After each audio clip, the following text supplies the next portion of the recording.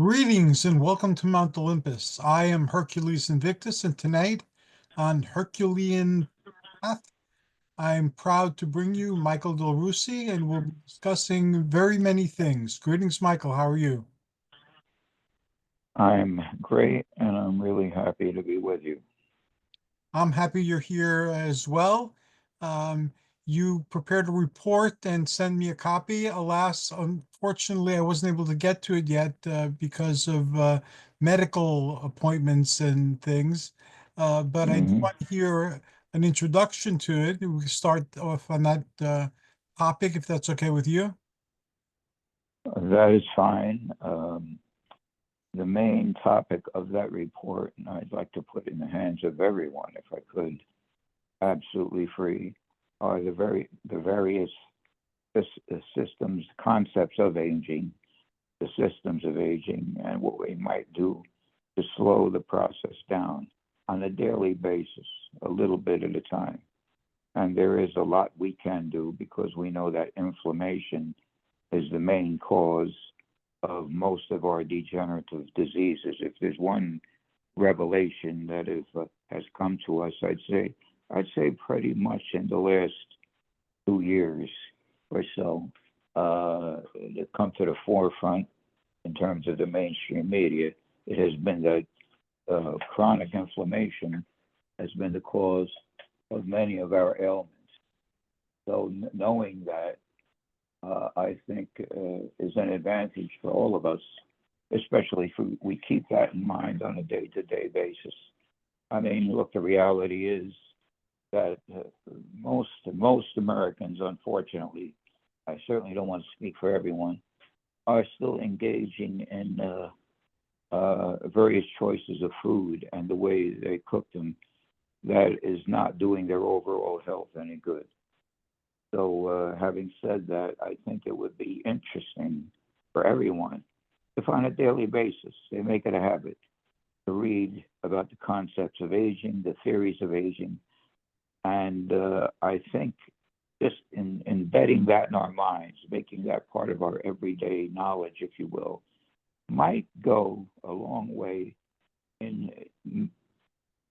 establishing habits in terms of eating, in terms of not only the foods we're consuming, but how we're cooking them, to slow that chronic inflammation process down. So, of course, we know the one that most people are familiar with is the free radical concept, and that's the theory of aging that is caused by molecules with unstable electrons charges, and that usually happens again because of inflammation, and they are constantly being produced by the body or by the environment. Free radicals are highly reactive, and of course, their highly reactivity encourages inflammation. They bounce around inside the body, causing cell damage to membranes, proteins, and DNA. Free radicals can also attack collagen. And I've had some interesting experiences with collagen lately. This is on a personal basis, of course, from observation. I've noticed hair growth on my body, especially on my arms, has become considerably longer and the more black, if you will. There's less gray hair. I was amazed when I first noticed this. Then I realized it can only be due to one thing, and that's the daily collagen that I'm consuming. I've read various studies on collagen peptides taken in an oral form, and so far, mostly everything I've read has been positive. So I would encourage everyone to strongly consider adding collagen peptides. Preferably, I like the powder. There's a vanilla flavor that you can purchase, and it not only sweetens my tea beautifully, but I think it's doing my body some good. So collagen, protecting the collagen on our internal organs as well as our skin is extremely important. And we may just have another weapon to combat deterioration, if you will.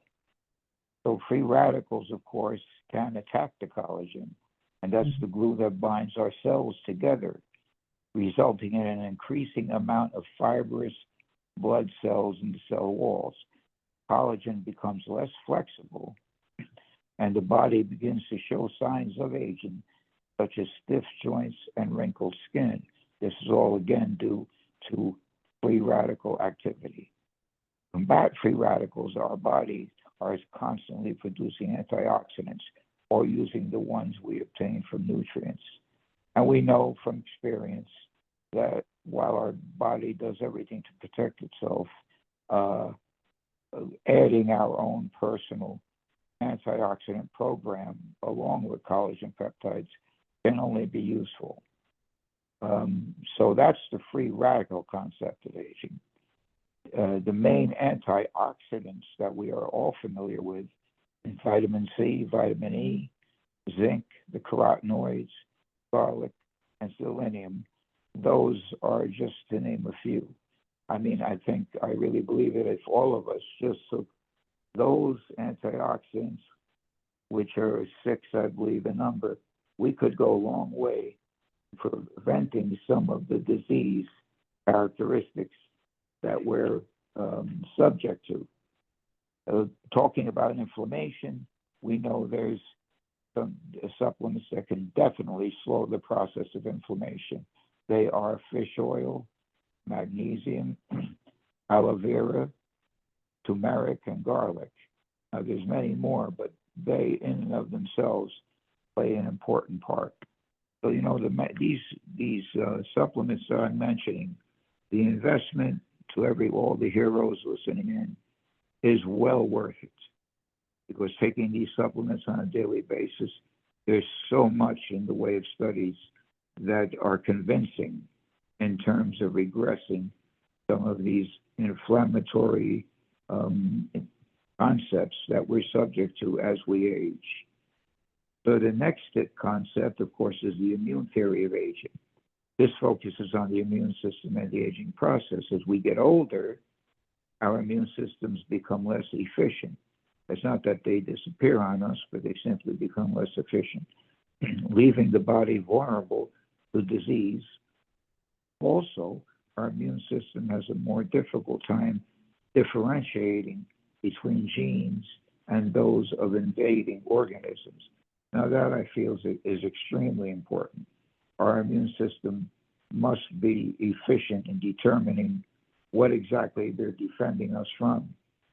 We know that there's certain diseases like lupus and scleroderma. My father had a very serious case of scleroderma, which ultimately took his life because his immune system was simply not working the way it should. He suffered from malnutrition as a child, and growing up, he didn't pay too much attention to his nutrition. I feel that was probably played a part in him ultimately developing scleroderma. So thus, a malfunctioning immune system may begin to attack its own tissues. That's exactly what happened in my dad's case. Type 1 diabetes is also considered an immune disorder. And Right. while most of us who develop diabetes, it's usually diabetes number 2. Diabetes number 1 is in many cases even more serious. Vitamins and minerals can help to prevent this process. So we know as we get older now, what do we know? We know that our collagen comes under attack, and our ability to absorb sugars comes under attack. I disagree with some who say there are some out there, believe it or not, say we should avoid carbohydrates completely. That's extremely dangerous for many reasons. So I come into camp that by all means, it's erroneous to believe that avoiding all carbohydrates is going to somehow contribute to better health. We know the brain needs carbohydrates. Our energy levels need carbohydrates. I know myself that on the days that I don't consume carbohydrates, and I'd be interested to hear your experience here, there's a weakness that comes over me. It's hard to explain, but I suddenly feel weak, and even any simple, even a small bowl of beans or something, I immediately begin to recover. Now, have you experienced this at all, or has your diet With pretty much kept one an even keel in terms of your energy? with me, my what works with my body, because I'm diabetic type 2. Yes. And I found consistently in the past decade, and I've tried very many diets and eating plans and so forth. I found that if I have a high fat, high protein, low carbohydrate diet, it keeps my blood Mhm. sugar within like a high acceptable range. Okay, well, that's good. And I've Now, been you able to are. lower my AO1C, also doing that slowly, but I've been able Mhm. to affect the AO1C. I went recently, got out of control again, and I take responsibility for that. But it was like at 15, then I dropped it down to 14, then I dropped it down to 10, then I dropped it down to 9 and a fraction. So, and the 9 and the fraction, the was only a small drop because I had reintroduced carbohydrates to see what would happen because my doctor recommended it. So Mhm. as soon as I discontinued the carbohydrates, it doesn't mean I have no carbohydrates. It means I have very few. Like I will have vegetables. I'll allow myself vegetables, especially certain types of vegetables, and Mhm. I will occasionally have something with grain, but very rarely. Mhm. And My body can metabolize these and it not affect my blood sugar. But if I have it more often than rarely, I find that my blood sugar becomes a problem. Have you found it all? I don't know if you still have this added to your program. Have you found at all that turmeric and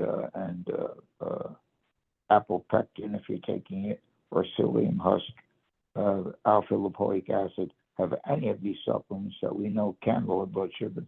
Are you on them presently, or are you just taking medication and diet as a way to keep yourself stable? Oh, I take plenty of vitamins. I take alpha lipoic acid daily. That was something my Mm-hmm. doctor even recommended.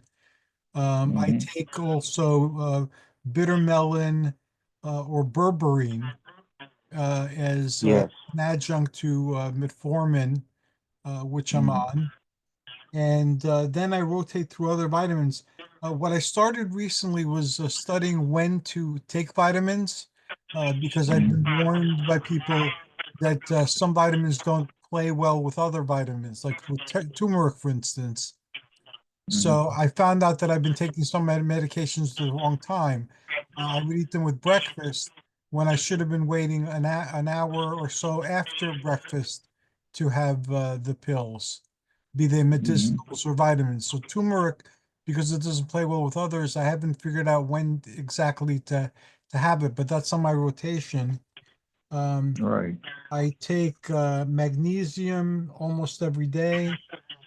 I take Very important. Q10 almost every day. I take chromium picolinate almost every single day. I Mm-hmm. take zinc almost every single day. I take B vitamins almost every single day, especially B complex. Mm-hmm. I take the amino acids you recommended Yes. almost every day, and then turmeric, garlic, not as often now till I figure out when I should eat them. Because garlic too, people have told me they had some bad reactions with garlic if eaten with certain other nutrients or food. So right now Mm-hmm. I'm trying to figure out what the optimal time to eat them, so that'll determine the order in which I take them during the course of a day. But I'm just starting with that process, so it's still kind of messy. Well, what you're taking is certainly essential, and I like what I'm hearing. Are you taking everything to enhance your cellular vitality and keeping the sugars, glucose, if you will, at bay? And I think you're doing the absolute best. Timing is essential, and we're all different. I like to take what I usually do, and this isn't for everybody. I usually take my sugar regulating supplements in the morning.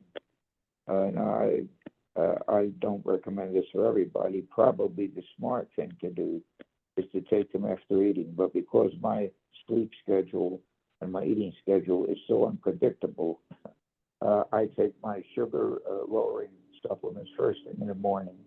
Then later on, after eating, and I can't even tell you when that might be, then I add the rest of my supplements. But however, I think probably the smarter thing to do would be taking your sugar balancing supplements after eating. I think that would probably, for someone who's dealing with the challenge of diabetes, probably that would be the smart thing to do. The reason why I don't do that personally is, again, because of my scheduling, and I like to take my fibers separate and away from my other supplements. But I don't think that one is any better than the other. I think, as you have said so often, we have to follow our own trail, and that could change from day to day. Yeah, So, that is, and things change. I know with the diabetes, because again, I've been on several, more than several eating plans. Sometimes an eating plan is going fine until the day it doesn't. Like peanut butter, for instance. I used to buy natural peanut butter, and I used to have that fairly often, and it didn't interfere with my blood sugar mhm, for years. And then one day I had it, I got that taste on my tongue for sugar, and I took my blood, and my blood was high, and I tested it a few more days, then I stopped it. So now I could only have peanut butter on rare occasions, whereas before it was a staple. So that happens a mhm. lot in diabetes. It's like the Hydra of Greek mythology. You cut off a head and two more emerge. And, Absolutely. and there's one Very immortal simple. head you have to find, but that looks just like every other head. So you might think you have it under control, and that's the main thing, like blood sugar, and then something happens that contradicts that. So it's a never-ending battle. Yeah, but you know, it's like anything else.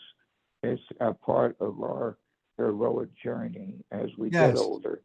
Yeah, right. And you have said that so often. You're absolutely correct. We're going to find that, our bodies are aging.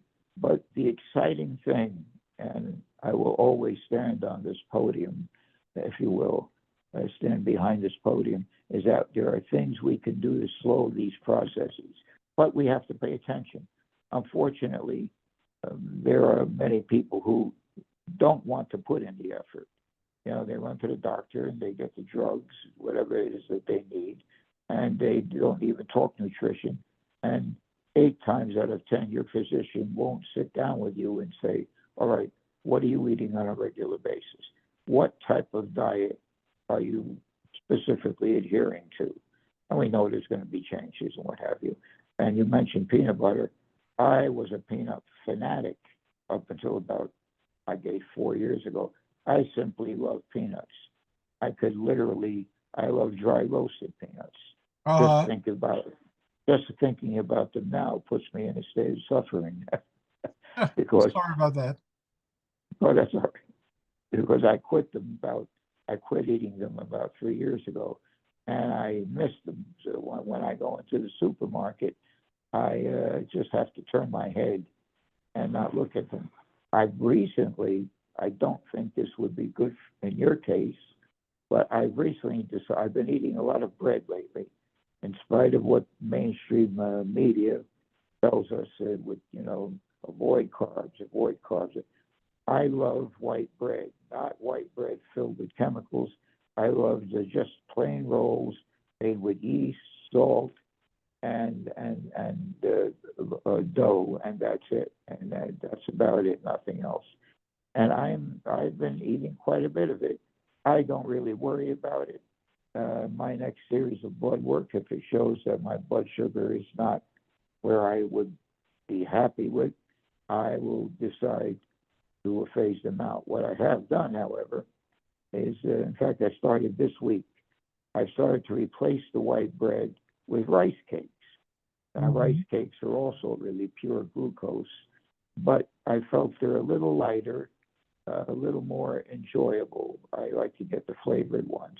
So I'm trying to reduce my bread intake and replace them with rice cakes instead, only because they're a little lighter in calories. And I felt that might be a smarter way to go right now. But, you know, some people would look at this as arduous. We look at it as part of our heroic adventure to see That's what right. we It's can part of the do. journey.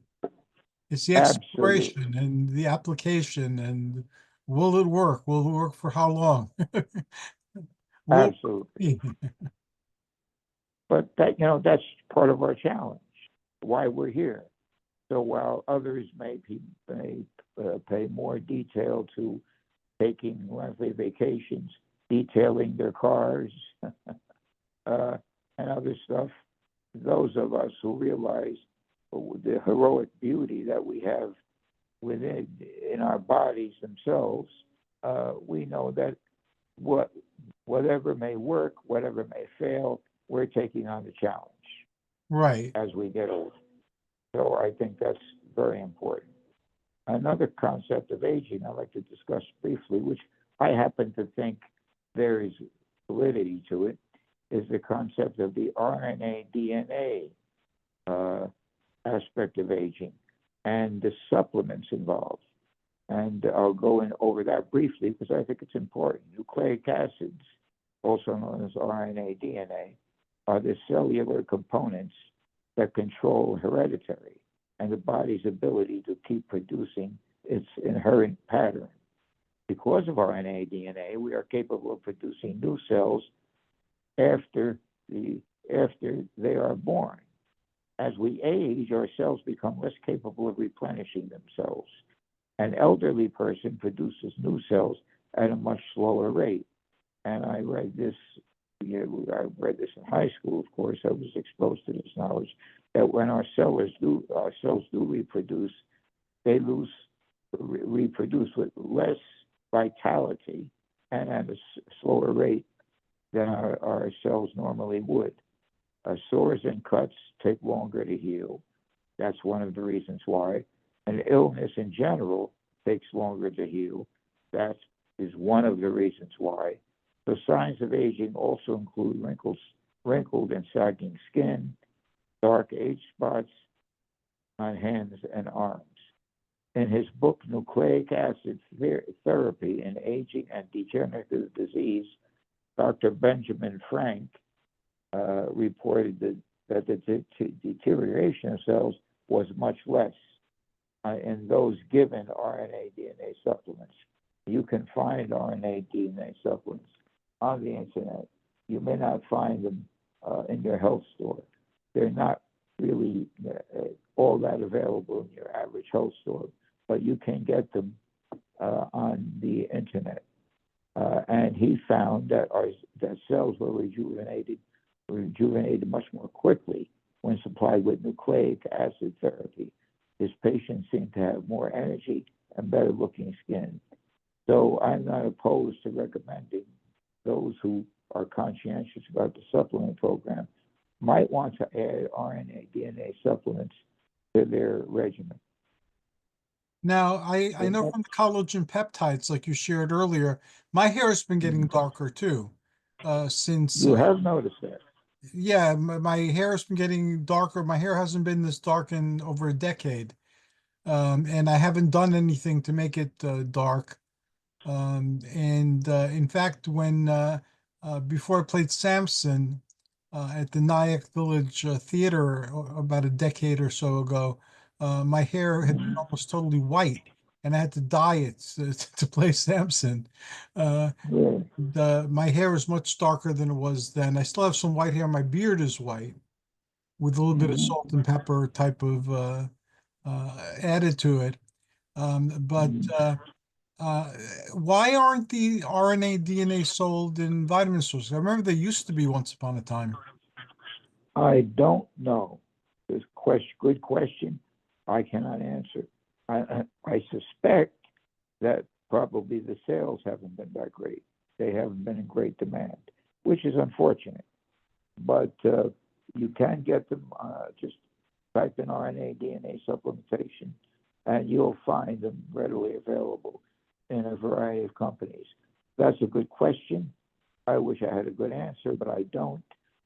Evidently, people just don't think of of nucleic acids as being beneficial, but they certainly are. They're not very expensive either. So I highly recommend them. And I think they should be part of a regular program. I will add those to my list. And I like what you're telling me about collagen peptides, because I looked at my arms in amazement.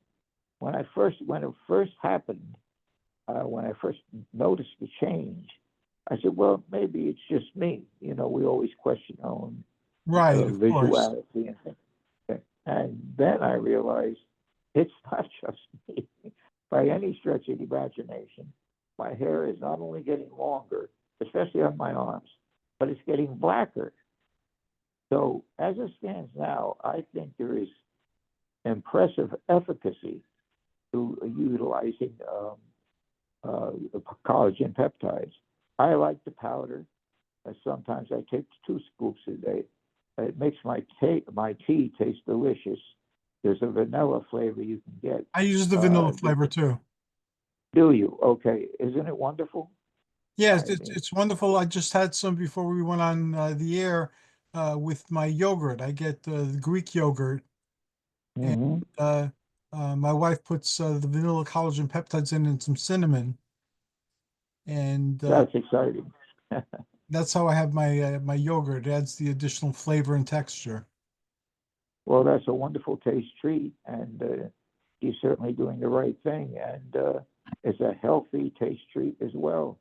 So I'm glad to hear that. I love yogurt. I haven't had it in a while, but I'm thinking very seriously of going back to it. So our next concept, if I may, Sure. and this isn't all of the information, but I kept it as brief, as concise, and to the point as I can, but certainly well worth having in your possession, which you can review on a daily basis. And that is, of course, chronic inflammation. There are basically 2 types of inflammation, chronic and acute. Acute inflammation is temporary. When you get a cut, you fall down, you get a bruise. But that's your body reacts either to developing a black and blue, your collagen has been injured. That's acute. Chronic is over time. And it could be any number of symptoms with chronic inflammation. Internal pain that doesn't go away, pain in the kidneys, in the lungs, headache. Chronic headaches can be a sign of chronic inflammation as well. So what is an inflammatory diet? Well, we know an inflammatory is processed foods, which is the white bread that many in the health food field would probably tell me I shouldn't be eating, but we all have our thing. Right. We find foods that goes back to white bread, the cookies and what have you. High sugar, definitely a no-no. We should avoid high sugar as much as possible. Deep fried foods, I have a particular problem with that, as you probably know as well. Yes. When we go out to Burger King and Wendy's and the French fries, we don't think anything about eating those French fries, but they're deep fried in God knows what type of oil. Some use peanut oil, corn oil, palm oil, all very dangerous and should be avoided. And last but not least, of course, foods high in saturated fats. As you and the rest of the listeners know, who have listened to us on a regular basis, know I'm a vegan. But that doesn't mean by any stretch of the imagination that I think everyone should be a vegan. It has worked for me up to this point, but you never know what the future holds. So vegan diets have been shown to, on a regular basis, to decrease the incidence of cardiovascular disease, sclerosis, and some forms of cancer. But that does not mean by any stretch of the imagination that if you're a vegan, you won't get cancer. Vegans get cancer just like anybody else. But you're heightening your overall wellness. I do believe that. I just read an article, 2 days ago, that the Mediterranean diet, which does have some fat in it, and soy, not too much, has been voted once again, I think this may be 6 years in a row, as probably the healthiest diet one can be on. There's plenty of olive oil. There's a low amount of beef, lean beef mostly. So the Mediterranean diet, once again, comes out as probably the healthiest diet, which is basically, as we know, from the Greek islands, the Italian islands as well. So that's been voted once again as probably the most efficient diet when it comes to our overall health. But again, the foods to avoid: processed foods, refined foods, high sugar foods, deep fried foods, and foods that are high in saturated fat. But that by no means indicates that you should avoid meat completely. I, as I've said many times, because there's some vegans that are over the top with this. It's worked for 30 years for me. However, having said that, I've also recently added some quality protein supplements to my diet. I do feel, though I haven't been tested for this, that I've probably been deficient in amino acids over the years and haven't paid all that much attention. So I have started using whey protein. I am going to use egg white protein powders in the future. And because I want to make sure, as I'm getting older, that my protein is what it should be. Because Right. veganism has its benefits. But, and this is where objective mind comes in all honesty, I probably have been deficient in protein. And protein is so essential. Protein strengthens our immune system, strengthens our T cells, and is important. So I've chosen to take the supplement route with protein and continue to avoid meats on a regular basis. But that's up to the individual and their divine intuition, and by all means, that's what they should follow. And as far as low inflammation has been noticed more frequently in the Mediterranean diet, the vegetarian diet, and the DASH diet. The DASH diet is the AMA, I believe, encouraged the DASH diet, and that was basically created to lower high blood pressure. It's very much like a vegetarian diet. There's very little difference. So those three diets are diets I would probably recommend in terms of lowering inflammation in the body, protecting our cardiovascular systems, and lowering high blood pressure if we're dealing with that.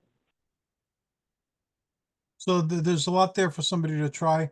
I know as I struggle with my latest round of challenges, that again, the DASH diet and the Mediterranean diet and the keto diet are coming up as the best suggestions for what I'm currently struggling with. And again, I will probably try them again just to say I tried them because they were recommended by my doctors and by the medical literature. But I've been down that road several times, and I don't see them making any real difference in terms of my blood sugar or some of the other markers that I'm looking at. But again, being on the keto diet, or you think you're on the carnivore diet right now, correct? Right now, I'm on, I guess you call it like Atkins introductory diet, where you limit your carbs to less than 50 grams a day. And I try to stick with like salad or vegetable, simple meals rather than anything too complicated. Like I stay away from potatoes, even yams, and I stay away from bread. Although when I do allow myself bread, I try to make it as whole grain as possible. Right. So overall, the diet you're on now is pretty much again, and we talk about our day-to-day challenges. The diet you're presently on seems to be one that's working fairly well for you. It's working better than other diets that are out there that I've tried. And again, I'll try things over. Like for instance, right now my doctor recommended I take more metformin. I've been down this road before. I've been on this roller coaster before. So again, the doctor recommended it. I'll give it a chance. Hopefully it'll work this time. But because again, I've done this before. I've never seen a correlation between my sugar numbers and how much metformin I'm taking. Okay, very good. But at least you have found a diet that, for the most part, is stabilizing your blood sugars most of the time. Yeah, most of the time, yeah. And unless I grow lax, if I just stick to the guidelines, my blood sugar remains in the low 100, not not the high 100, but the low 100 range, and the double Hmm. digits like in the 80s and 90s. Hmm. Okay. Well, listen, that's a positive position to be in terms of what you're dealing with, and let's hope that the improvement continues. Some of the supplements that I recommend in my special report, which is, by the way, Concepts of Aging. All the information is here. It's absolutely free. If you just write to me, 135 Hazel Street, Clifton, New Jersey, apartment 7E, 07011. If you write to me and you request a copy, I will be more than happy to send it to you absolutely free. If you have any other issues in your life and you would like to include affirmative prayer in your concerning your challenges, mention that to me. Right? Put that in your note, and I will be happy to put you on my list. So this is a 4-page, I believe it's 4-page report. It's I'm very proud of it because it gets right to the point as far as inflammation and aging in general, strengthening your skin, the quality, vitality of your cells. It's all here, and it's very concise. You don't have to read an entire book. So I think somebody somewhere will benefit amazingly well by this information. 135 Hazel Street, Michael Del Russi, apartment 7E. Of course, don't forget to include your return address. And I'll be more than happy to send a copy right off to you. I've shown my copy that I have with me, what do you call it, to my medical professionals as well. Mm-hmm. And did they feel the information was beneficial? They skimmed through it and they said I should be grateful that I have such friends. And I said, yes, I certainly am. I'm very grateful that I that I have such friends. And I said that aside from the show where we open it up to everybody, it's good to have people that you share this particular journey with and other journeys besides. Life is short, Well, and meeting kindred souls along the way is always a good thing. well, I'll tell you, I've been during my times of prayer, affirmation, and meditation. Spirit has been telling me now is the time to pull out all the stops and to share these information that I've continued to accumulate over 40 years of research with everyone that I can. So someone somewhere will obtain great benefit in their overall daily existence, how they feel, their energy levels, by some of the information we're sharing here. And God forbid, of course, they're combating a chronic disease. Many of the supplements that I recommend, of course, I always say, discuss it with your doctor, Right. talk to your doctor about it, but may be of great benefit. We're learning more about this every day. I mean, there's so much new information out there. But the supplements I would like, last but not certainly not least, the supplements I would ask everyone to consider that are anti-inflammatory and help you with inflammation. Certainly not all, but I would, or omega-3s, turmeric, vitamin D, vitamin C, garlic, green tea, boswellia, which is an Indian herb, which has shown great promise in reducing overall inflammation in the body.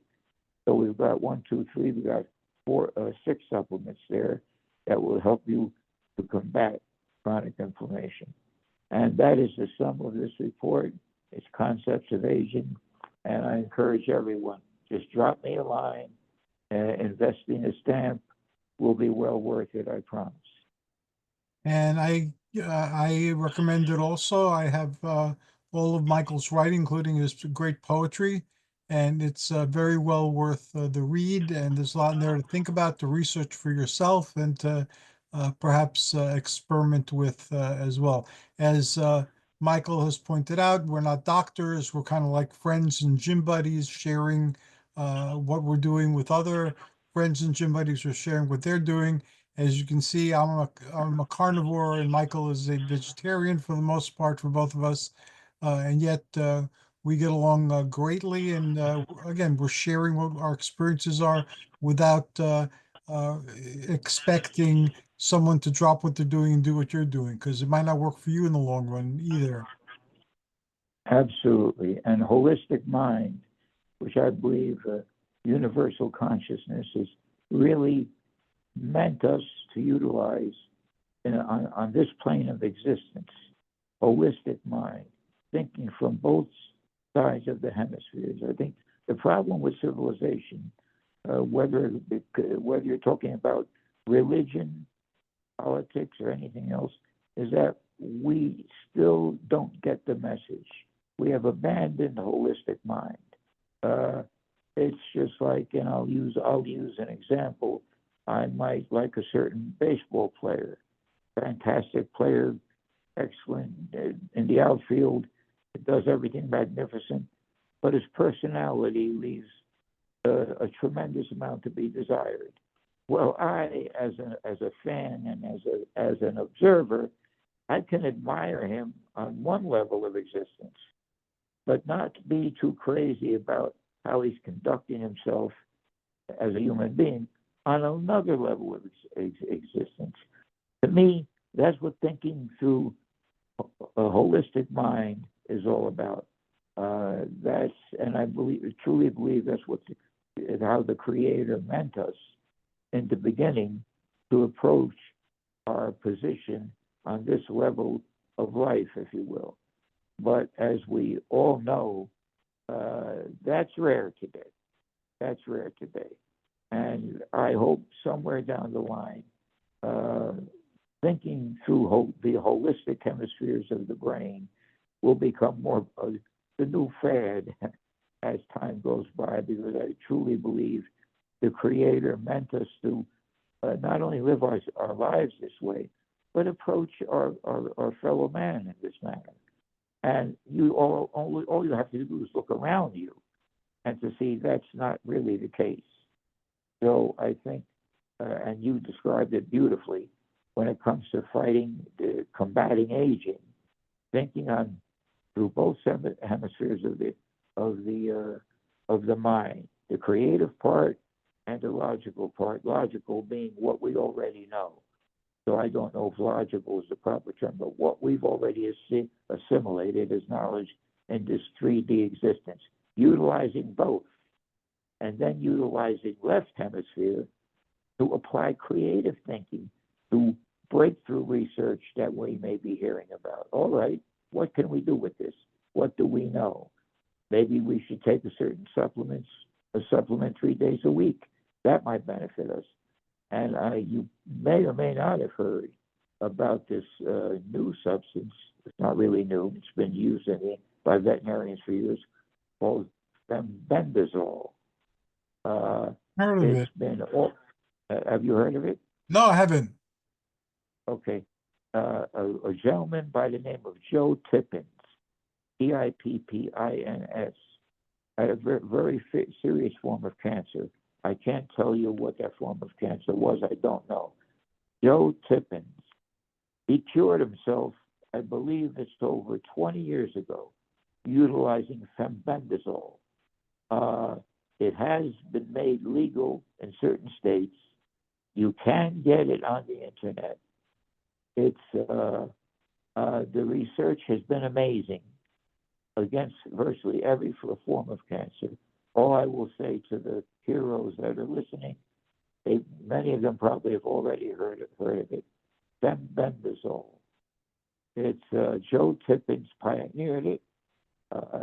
I believe it's been 20 years. He is still disease-free. It's also been effective against COVID. Oh, wow. Yes, I have not edited my own program yet, but I'm thinking seriously about it. The only questions are, how much should you take? The dosage is this is a part of the issue that is still being discussed. How much is the correct amount as far as a preventive, and God forbid you should be suffering from certain disease challenges. Fenbendazole, everybody look it up. Anyone who's listening, if you haven't done it already, Joe Tippins was a pioneer. It's getting a lot of attention. Quite frankly, I'm pleased to say that the government, up to this point, has kept their fingers out of the research because it's getting a lot of PR, a lot of talking. From what I'm observing as far as studies and healings, justifiably so. So I advise anyone who's dealing with a serious health challenge to look into that. Veterinarians have used it for years, just as they have IP6 and just as certain other substances to treat animals who suffer from arthritis. And it's been effective in many cases. So I want to bring that to the listeners' attention. Another thing I'd like to mention, because we all suffer from back issues in one Yes. form or another, anyone who's already using glucosamine sulfate, MSM, and chondroitin, if they're getting any benefit at all, I'm very happy for you. But I'd like to mention something else because I just read 2 studies on it. Hyaluronic acid, which originally comes from fruit, as we know. Hyaluronic acid, and I'm pretty sure I'm pronouncing it correctly, has shown amazing results in a very important area, just the way glucosamine has. And that's simply this. It seems to be able to create and replace synovial fluid in the joints. This is a new study I've just come upon. That is extremely important. Anybody who's suffering from vertebrae issues, vertebrae sitting on top of each other, bone-on-bone conditions, might very well consider adding hyaluronic acid to their program. There are no side effects. It's a natural substance. And I would suggest I'm going to start using it. I have not used it yet. I made a decision 2 days ago. I'm going to start because anything that can help to replace synovial fluid in the joints and vertebrae is certainly worth serious consideration. I'm looking forward to hearing the results of your efforts. Thank you so much, so am I, and I'm definitely going to add it to my program.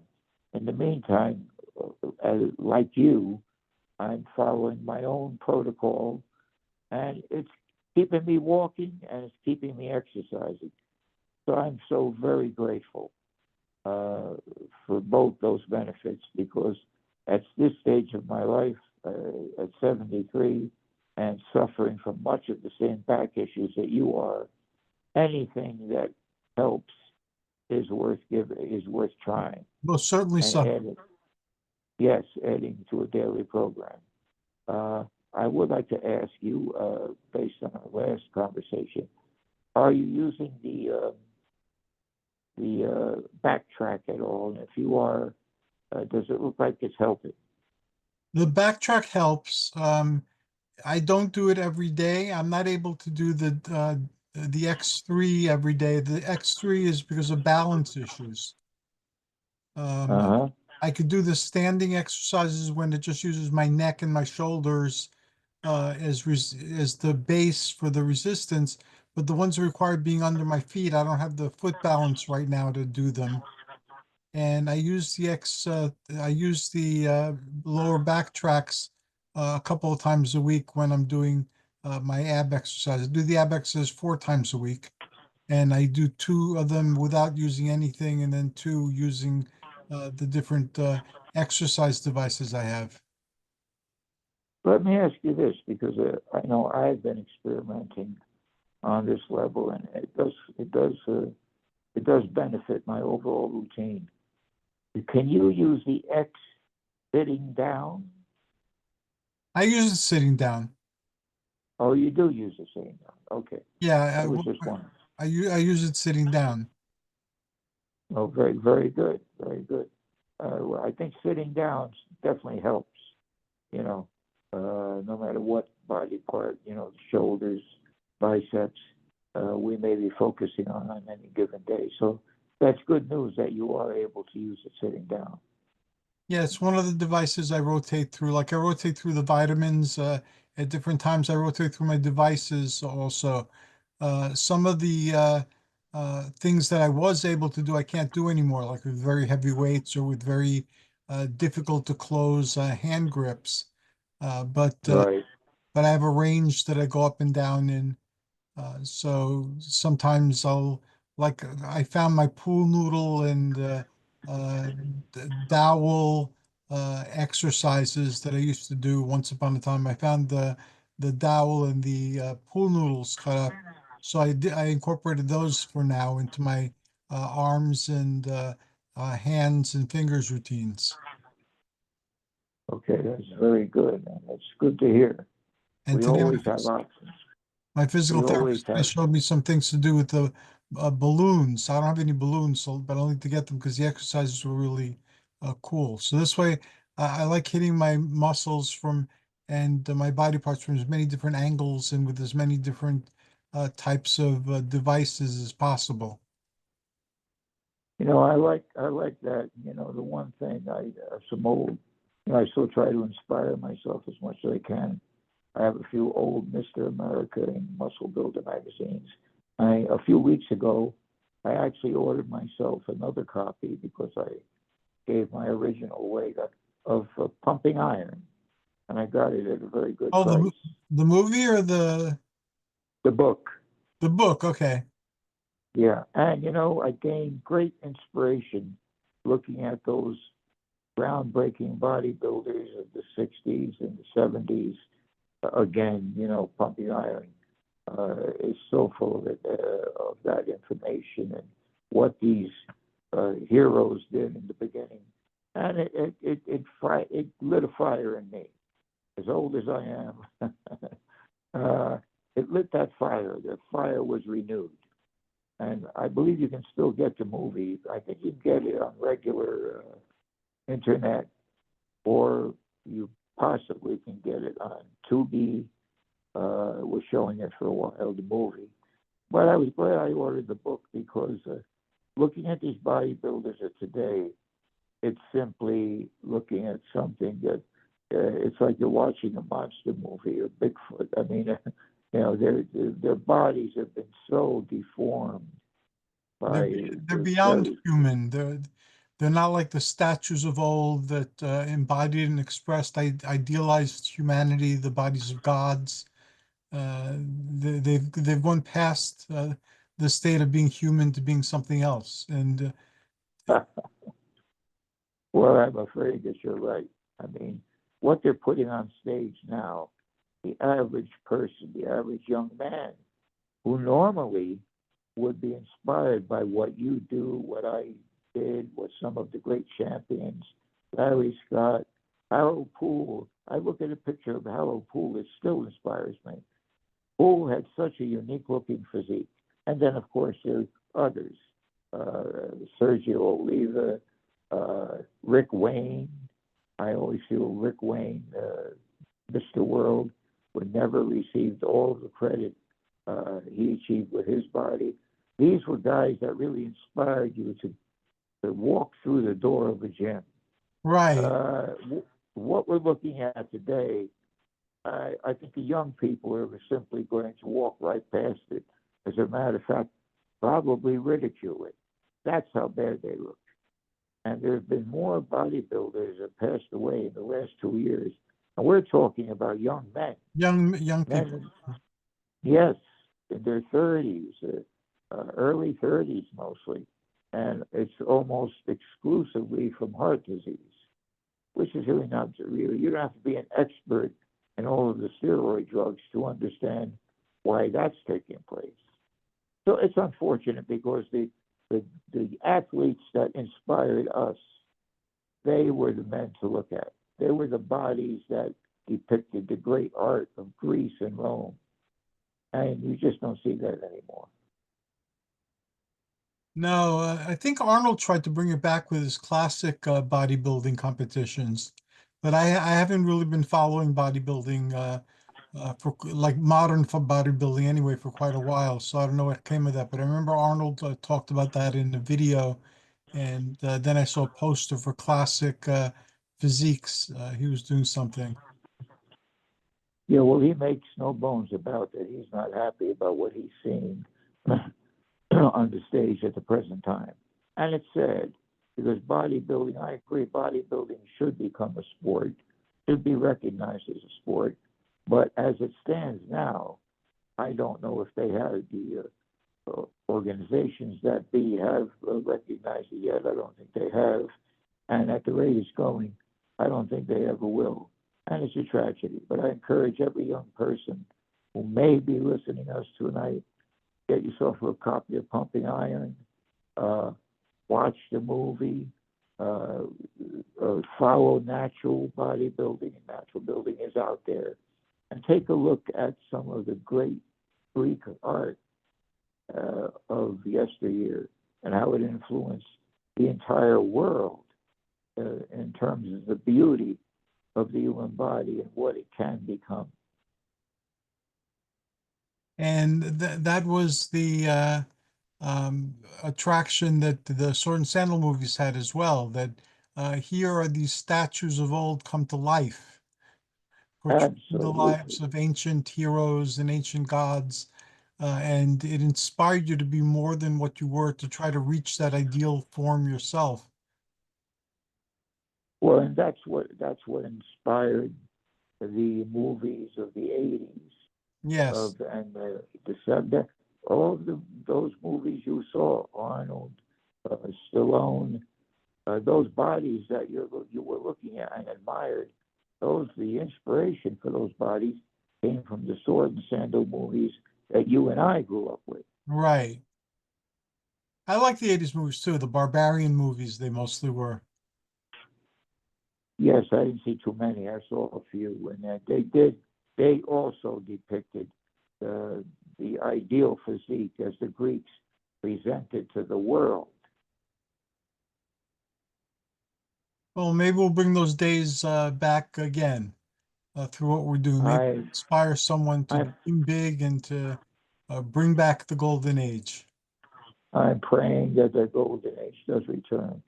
I think the young people will be impressed by it. I think their lives will be improved.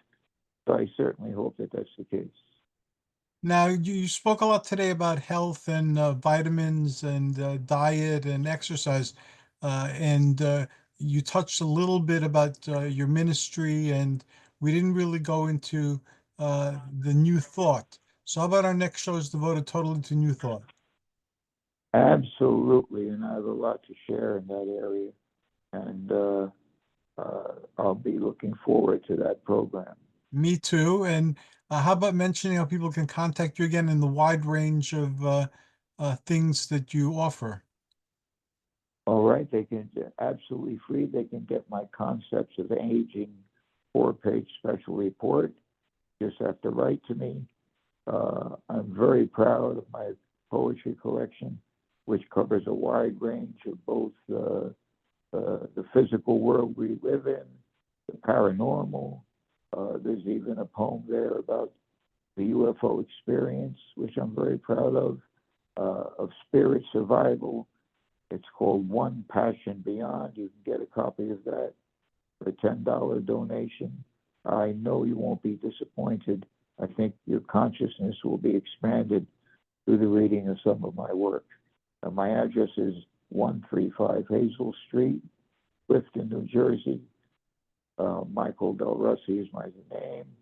Apartment number 7E, and the zip is 07011. And I will do my best to inspire you spiritually and physically. And you certainly inspire me, my friend. Thank you for today's conversation. It's been way too long. I'm glad we finally started again today, and I'm looking forward to speaking to you again very, very soon. I'm excited. Our next program will be the law of attraction, the law of affirmation, and I think we're going to reveal many useful techniques in that area. I believe so as well. I will call you tomorrow and let's plan it. Thank you so much. Thank you to all the heroes. Okay, good night, everyone. Joyous journeys and amazing adventures. Until next time.